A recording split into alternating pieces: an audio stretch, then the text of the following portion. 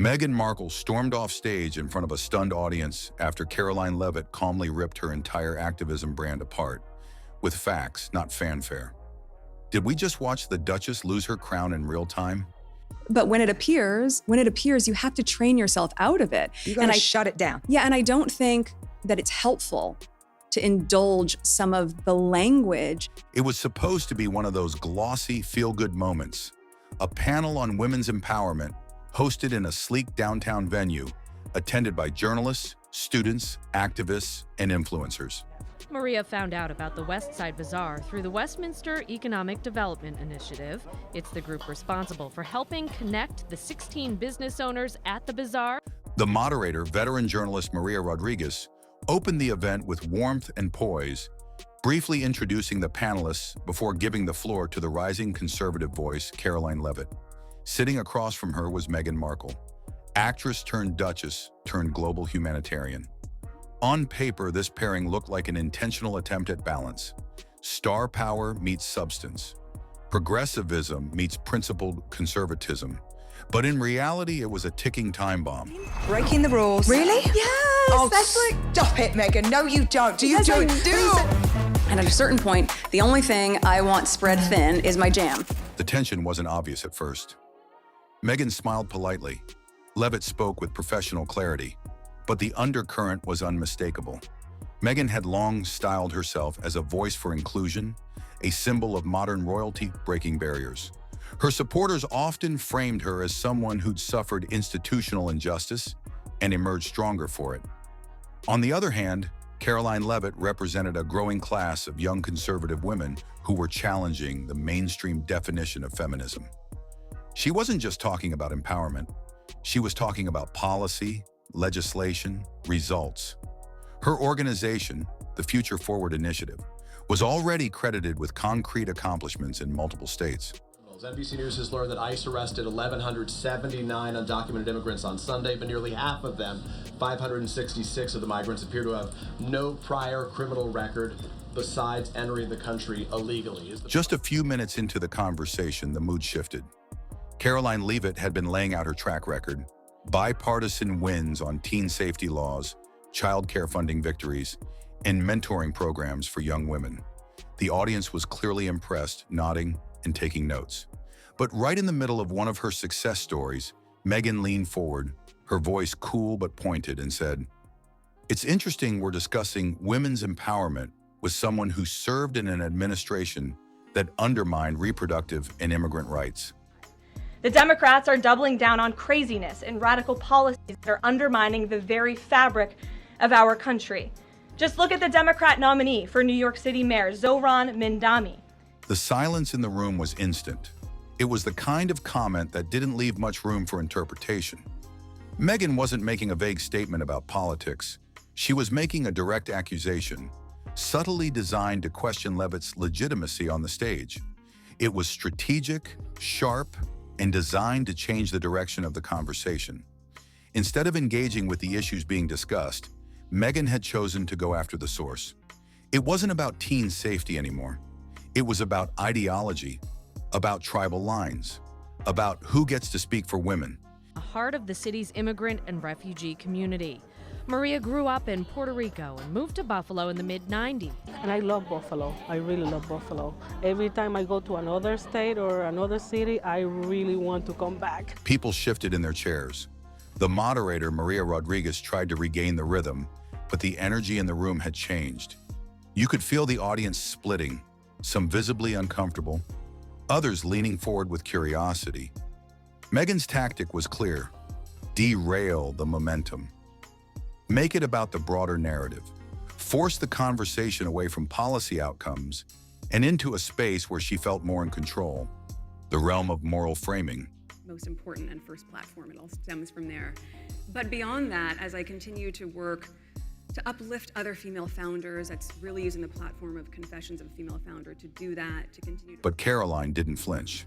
She didn't raise her voice. Instead, she met Meghan's interruption with calm precision.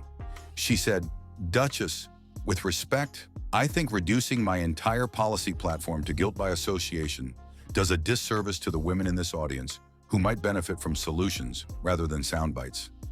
The words hit with quiet force. It was the first sign that this wouldn't go the way Meghan expected. Taking place. The president has also said two things can be true at the same time. We want to deport illegal criminals, illegal immigrants from this country, but the president has said that, of course, the illegal criminal drug dealers. When Meghan Markle threw that first accusation across the panel, tying Karoline Leavitt to an administration she said had harmed reproductive and immigrant rights, it was meant to sting. Meghan was used to getting applause for statements like that. She knew how to control a conversation, especially when the moral high ground was involved. But this time, her words didn't land as expected. Karoline Leavitt didn't flinch, didn't raise her voice, and didn't backtrack. Instead, she stayed calm, almost surgical, in how she responded. And that's what made her answers so powerful.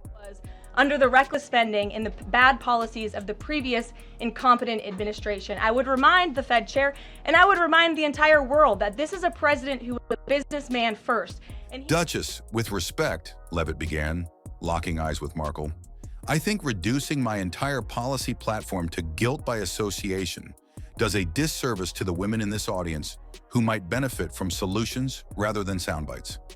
It wasn't just a rebuttal, it was a reframing of the entire discussion. Instead of defending herself against Meghan's attack, Leavitt made it clear that the real insult wasn't aimed at her. It was aimed at the women watching, the ones hoping for answers, not political jabs. Jerome Powell, as the president has consistently stated, the American economy is booming. And there were so many economic analysts who said that this president's policies would drive our economy down. The contrast was obvious. Where Meghan was theatrical, Leavitt was grounded. Where Meghan turned to broad moral language, Leavitt came armed with facts and context. She didn't try to deny her political ties. She just refused to let them define her. And that quiet confidence caught Meghan off guard. You could see it in her expression, the tightness around her jaw, the slight hesitation before she spoke again. It was the first clear sign that Meghan wasn't expecting someone to challenge her narrative so directly and with such poise. Give something, you have to imagine that something's coming back. And Yes. so what does that partnership actually look like right now? Well, I think at the end of the day, what I appreciate is in the contract, they understand that this is my vision. It's my vision. And Just when it seemed like Meghan Markle had taken back control of the conversation with her passionate monologue, Karoline Leavitt delivered the moment no one in that room would forget. And she did it without raising her voice, without interrupting, and without a hint of sarcasm. Her words were cool, composed, and deliberately precise. She didn't attack Meghan's emotions. She questioned her history. I appreciate your passion, Duchess, Leavitt said, her voice calm as ever. But I'm curious about something. When you lived in Canada during your acting career, did you advocate for the Indigenous women who were fighting pipeline projects there? It was like the oxygen got sucked out of the room. cooking in my home to figure out recipe testing to scale that to a level where you can share it more broadly. And of course, compliance is different globally when we get into that market, which we will. You're going global. Leavitt didn't stop there. She continued with measured focus, asking if Meghan had ever visited women's shelters in Toronto during her 7 years on set. She pointed out that long before the royal titles and global press, Meghan had a platform. Maybe not as big, but certainly powerful enough to speak out if she'd wanted to. The implication was subtle but devastating. If activism was truly in Meghan's bones, where was it back then? Into that, but those are the same executive directors we've had for a very long time who run it beautifully. And then you look at, with Netflix, they have an entire team that they've devoted to this project specifically, being as ever. It was the turning point. Leavitt's move wasn't about shaming Meghan, it was about comparing intention with impact. Meghan had the attention, the Netflix deals, the charitable interviews, the glamorous brand of social change. Leavitt had policy wins, local programs, and legislative change. One had influence, the other had measurable results. And for once, that contrast wasn't being brushed aside. It was being laid bare in front of a live audience, with no editor, no headline filter, and no sympathetic lens to soften the blow. So, what are your thoughts on this? Let us know in the comments below. And while you're at it, subscribe to our channel.